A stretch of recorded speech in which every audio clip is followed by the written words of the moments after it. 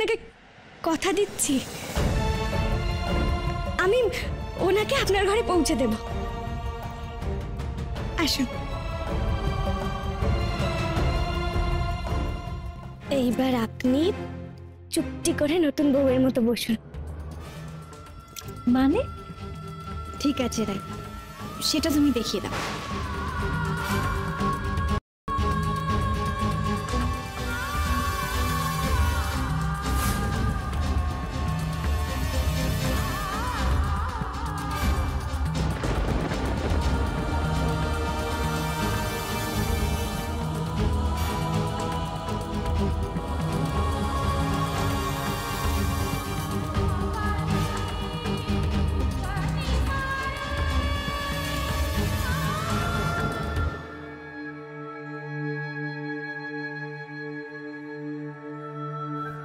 আসুন, আস্তে।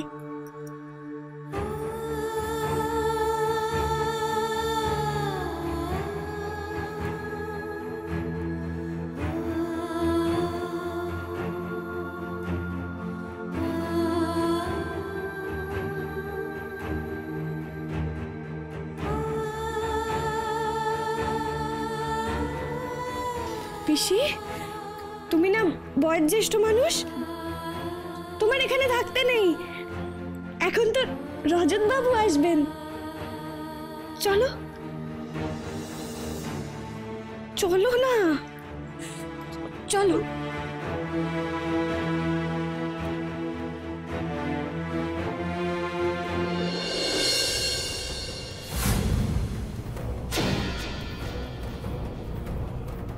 জিনিয়া, সুপ্রিয়া এখানে কিভাবে এলো? আমি কি করে জানবো মা? তাহলে কে জানে? উদয়, উদয় কোথায়? হ্যাঁ তাই তো, দিদি ভাই হঠাৎ করে এমনভাবে চলে আসলো না, চমকে গেছি। এইসব প্রশ্ন মাথাতেই আসেনি। উদয় কোথায়? উদয়দার কি আনার কথা ছিল? হ্যাঁ তাই তো জানি। তাহলে তো উদয়দাকে ফোন করলেই হয়। আমি একটা ফোন করবো? হ্যাঁ কর না। উদয়কে ফোনে পাবেই না। ফোনে পাচ্ছি না তো। বলছি মা, এত কিছু না ভেবে দিদি ভাইকেই একবার জিজ্ঞেস করি না যে কে নিয়ে আসলো। সেটা তো আমি জিজ্ঞেস করবোই জিনিয়া, কিন্তু তখন যদি জানতে পারি যে এর পেছনে তোমার কোনো চাল রয়েছে, তাহলে আমি কিন্তু তোমায়... রজত, রজত তুমি একটা ফোন করো তো ডক্টর সিনহাকে একটা ফোন করো। উনি নিশ্চয়ই জানবেন কে নিয়ে এসছে সুপ্রিয়াকে। দেখো না। আপনি চুপ করুন দিদি, রায়ের কথাটা ভেবে ভেবে আমার মাথাটা খারাপ হয়ে যাচ্ছে। একটা মেয়ে নিজের হাতে তার স্বামীকে দিয়ে এলো। চলো পিসি।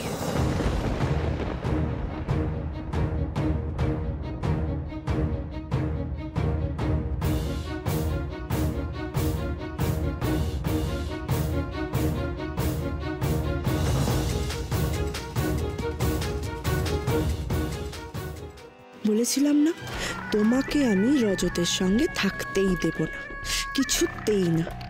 আমার যা হয় হোক, আর কোনো দুঃখ নেই।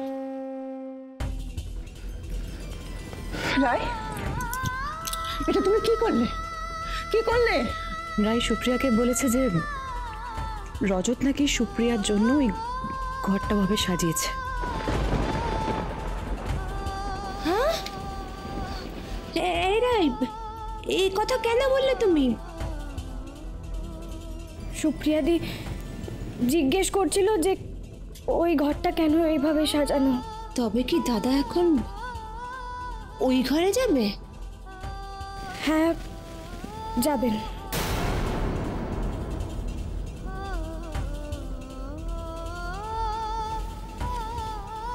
না রাই, যাবেন আপনি। আমি পারবো না।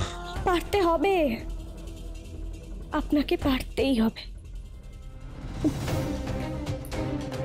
আপনি একটু আগে আমায় জিজ্ঞেস করছিলেন না আমি কি চাই আপনার কাছে, আর আমি বলেছিলাম আমি চাই আপনি সারা জীবন আমার পাশে থাকুন, আর সেই চাওয়াটা আমি ফিরে নিচ্ছি। আমি বলছি আপনি সুপ্রিয়াদির পাশে থাকুন। আপনি এক্ষুনি সুপ্রিয়াদির ঘরে যাবেন। কিন্তু এত বড় স্বার্থত্যাগ কেন বড় বৌদি? চুপ চুপ নীলু, একদম না। আমাকে ওই নামে আর কেউ ডাকবে না, কেউ না। ওই ডাক যার শোনার সে এসে গেছে। এখন আমি শুধু রাই। আর হ্যাঁ, স্বার্থত্যাগ তো আমি করছি না নীলু। আমি একটা ভুল করেছিলাম, সেই ভুলটা শুধরে নিচ্ছি। ডাক্তারের কথায় আমরা সবাই ধরে নিয়েছিলাম যে সুপ্রিয়াদি কোনোদিন ঠিক হবে না, কিন্তু যদি হয়ে যায় তাহলে কি হবে সেটা আমরা কেউ ভাবিনি, আমিও না। যদি ভাবতাম তাহলে হয়তো এই ভুলটা করতাম। করে যখন ফেলেছি তখন শুধরে নিতে হবে, আমাকেও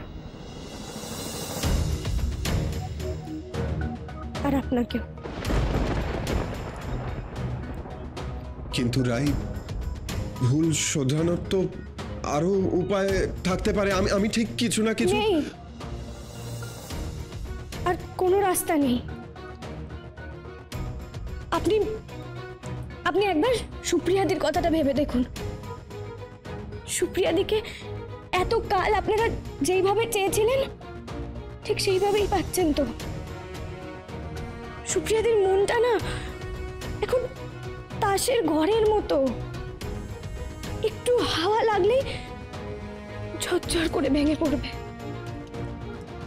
তাই আমাদের সবাইকে খেয়াল রাখতে হবে সুপ্রিয়াদি যেন ঘুমাক্ষরেও টের না পায় এই বাড়িতে কি হয়ে গেছে।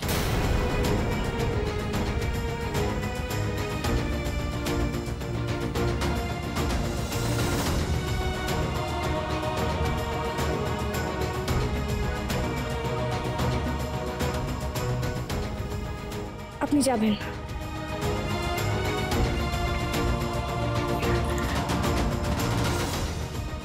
রাই, চলুন।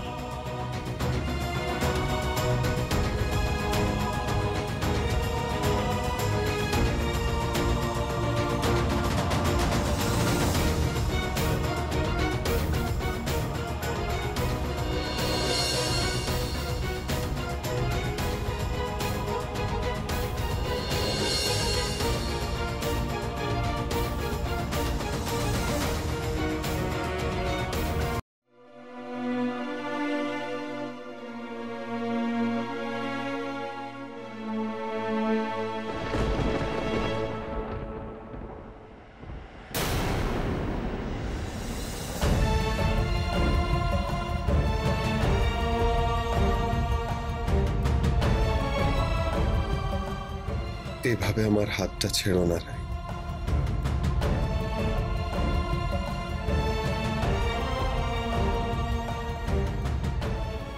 ছাড়তেই হবে, এইবার হাতটা ছাড়তেই হবে।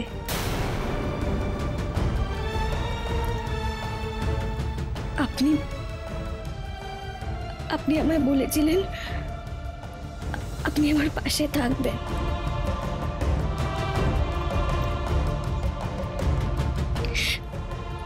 আমিও আছি আর থাকবো।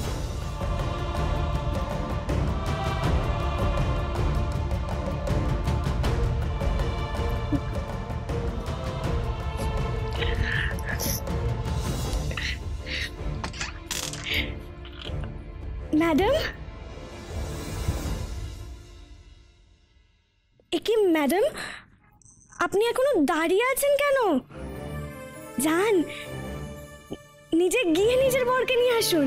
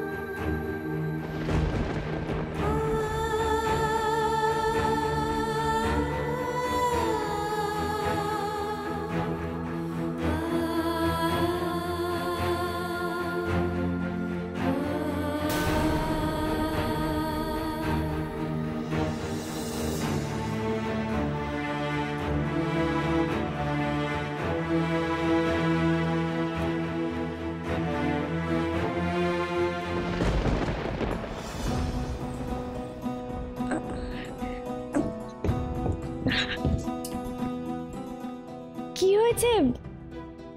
আপনারা সবাই কি দেখছেন আমার দিকে এইভাবে?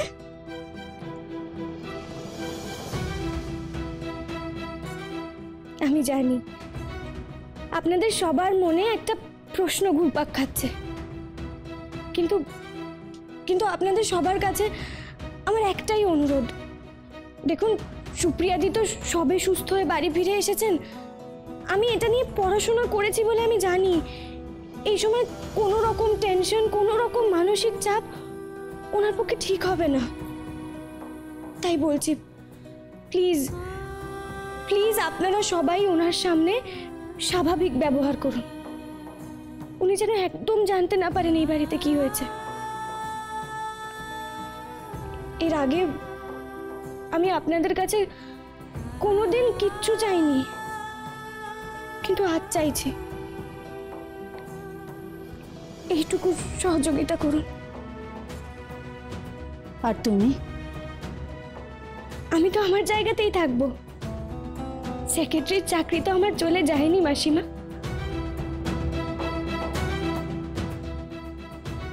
আর গুড়িয়া গুবলাইয়ের মা এসে গেছে তো, গুড়িয়া গুবলার মাও এসে গেছে। না রাই, গুড়িয়া গুবলাই তোমাকে মা বলে মানে, তোমাকে ভালোবাসে তারা। তুমি আমাদের সবাইকে বোঝাতে পারো, কিন্তু গুড়িয়া গুবলাইকে ওদেরকে কি বোঝাবে? হ্যাঁ তাই তো গুড়িয়া গুবলাই বলে দেবে না তো?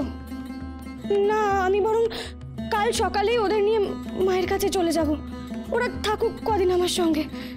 আমি সকলের চোখের আড়ালে থাকতে চাই।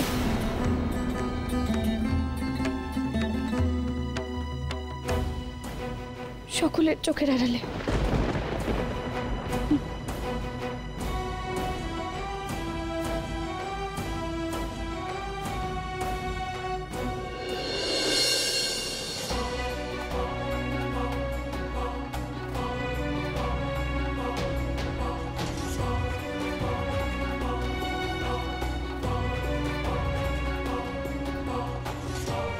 কি চাইবেন বলেছিলেন, এবার বলুন।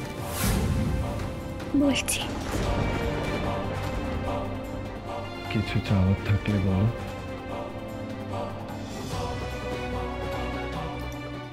আমি চিরকাল এভাবেই তোমার কাছে থাকতে চাই রজত।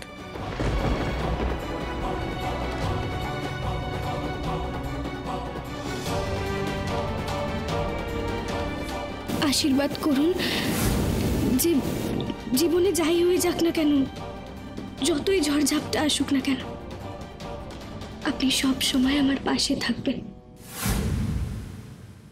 কি হয়েছে? না, কিছু না, এমনি কিছু হয়নি। এভাবে উঠে চলে এলে যে, আমার কাছে থাকবে না তুমি?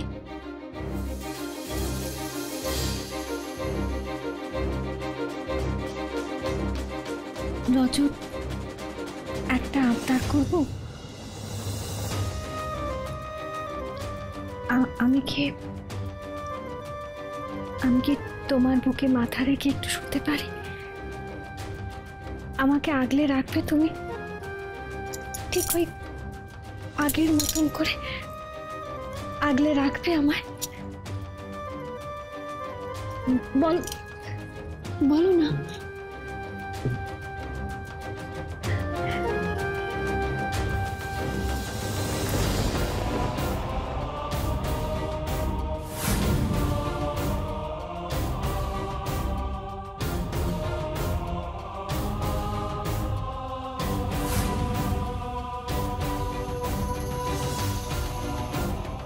জানো রাজু, কদিন ধরে না তোমার উপর আমার খুব রাগ হচ্ছিল, খুব অভিমান করেছিলাম আমি।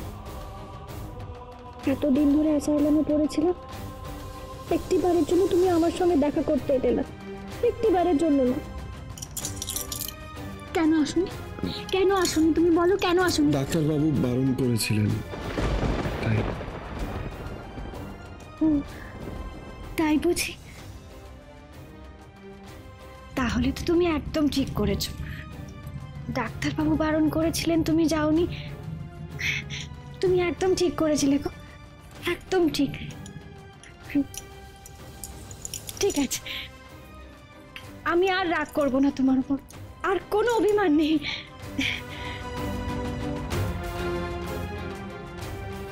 আমি তোমায় খুব কষ্ট দিয়েছিলাম, তাই না রজত? খুব কষ্ট দিয়েছিলাম।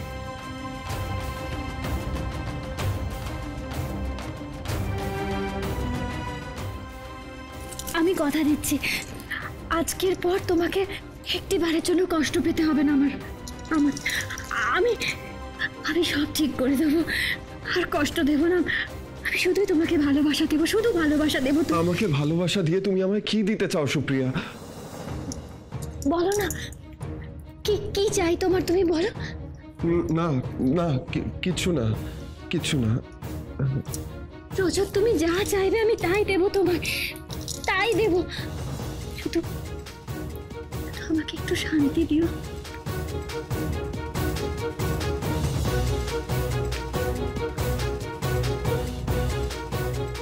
দেব, তোমাকে শান্তি দেওয়াই যে আমার কর্তব্য। ঠিক, একদম ঠিক বলেছো তুমি। আমি তোমার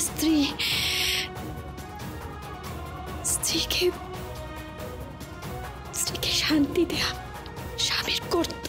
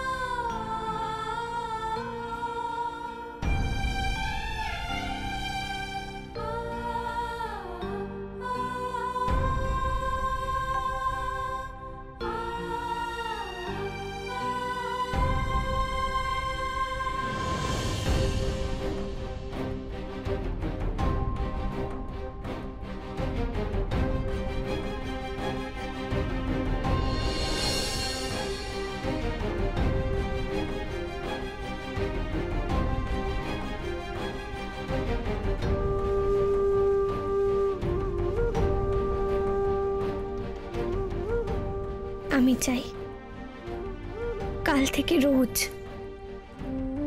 আপনার বেহালার আওয়াজে আমার ঘুম ভাঙুক। কথা দিলাম।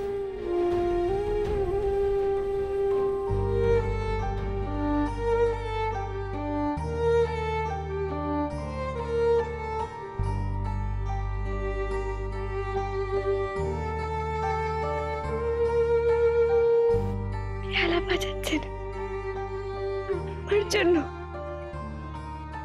আমার জন্য বেহালা বাজাচ্ছেন।